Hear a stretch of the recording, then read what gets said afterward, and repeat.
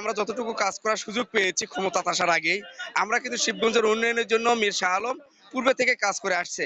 ইনশাল্লাহ মানুষের যে ভালোবাসা, মানুষের যে আন্তরিকতা আমাদেরকে বিপুল ভোটে নির্বাচিত করেছে। মানুষের যে চাওয়া পাওয়া, রাস্তাঘাট, মসজিদ, কালভার্ট, আমরা পর্যায়ক্রমে সেগুলো উন্নয়নের জন্য আমরা চেষ্টা করব। যে অবশ্যই পর্যটনকে আমরা সুন্দরভাবে জন্য বিশ্বের বিভিন্ন দেশ থেকে এসে যেন এই পর্যটনকে আরো মানুষ সব সময় পর্যটকেরা আছে যেন ভ্রমণ করতে পারে সেই ব্যবস্থা করবো। ইতিমধ্যে জানেন আমরা 50 লক্ষ টাকা মানে অর্ধ কোটি টাকা অলরেডি বরাদ্দ দিয়ে আমরা এই মসজিদকে এবং মাজারকে সৌন্দর্য বর্ধনের জন্য কাজ চলছে। আরো অন্যান্য যে কাজগুলা ইনশাল্লাহ মীর শাহ আলমের তরফ থেকে, আমাদের এই আসনের এমপি মহোদয়ের তরফ থেকে সচেষ্ট থাকবে সব। হোয়াইট প্লাস প্রো সেনসিটিভ স্কয়ারে মাঠের বাইরেও তো আমরা এভাবে দেশপ্রেম দেখাতে পারি। দেখুন, মহান আল্লাহর ইচ্ছায় আলহামদুলিল্লাহ যে 20 বছর পর ব্যাপক সংখ্যাগরিষ্ঠতা নিয়ে বিএনপি চেয়ারম্যান তারেক রহমানের নেতৃত্বে বিএনপি সরকার গঠন করতে চাচ্ছে। স্বাভাবিক কারণে শহীদ রাষ্ট্রপতি জিয়াউর রহমান বীর উত্তমের জন্মস্থান বগুড়া হওয়ায় বগুড়ার মানুষ তো অনেক আনন্দিত, কারণ আমরা বিগত 17 বছর উন্নয়ন বঞ্চিত। বগুড়ার কথা শুনলেই আমাদের তদবির থেকে বিভিন্ন উন্নয়নমূলক কর্মকাণ্ড থেকে অফিস সহ বিভিন্ন জায়গায় মুখ ফিরিয়ে নেওয়া হতো, মানুষ আমাদেরকে অন্য চোখে দেখত।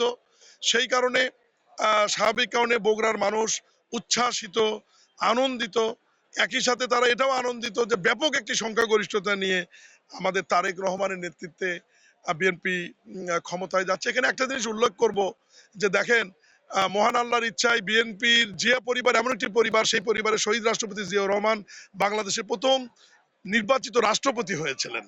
সেই পরিবারই আমাদের শ্রদ্ধেয় নেত্রী বেগম খালেদা জিয়া বাংলাদেশের প্রথম মহিলা প্রধানমন্ত্রী হয়েছিলেন, এবং সেই পরিবার থেকে আমাদের শ্রদ্ধেয় নেতা জনাব তারেক রহমান বাংলাদেশের নির্বাচিত প্রথম পুরুষ প্রধানমন্ত্রী হিসাবে আগামী 2-3 দিনের মধ্যে শপথ নেবেন। ওনার সাথে আমার কথা হয়েছে, উনি বগুড়ার মানুষের কাছে কৃতজ্ঞতা জানিয়েছেন, আল্লাহর নিকট শুকরিয়া আদায় করেন, এবং উনি আমাদেরকে নির্দেশনা দিয়েছেন যে বিএনপির বগুড়ার মানুষের আচার আচরণ এবং চলাফেরা এমন যেন না হয় যে অন্য জেলার মানুষ যাতে বিরক্ত বোধ করে, এবং অন্য জেলা যেন মনে না করে যে আমরা বৈষম্যর মধ্যে তাদেরকে ফেলাচ্ছি।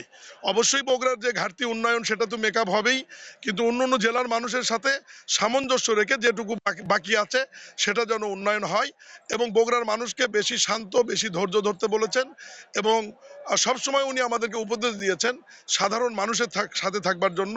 যেহেতু বিএনপি সাধারণ মানুষের দল এবং আমরা ভোটের রাজনীতিতে বিশ্বাস করি, আমাদের জনপ্রতিনিধি হিসেবে সবসময় মানুষের কাছাকাছি থাকার জন্য, এবং বিএনপি ঘোষিত ফ্যামিলি কার্ড, কৃষক কার্ড সহ যে কর্মসূচিগুলো আছে এগুলো আগামী দিনে বাস্তবায়নে সাধারণ মানুষকে সম্পৃক্ত করার ব্যাপারে উনি নির্দেশনা দিয়েছেন।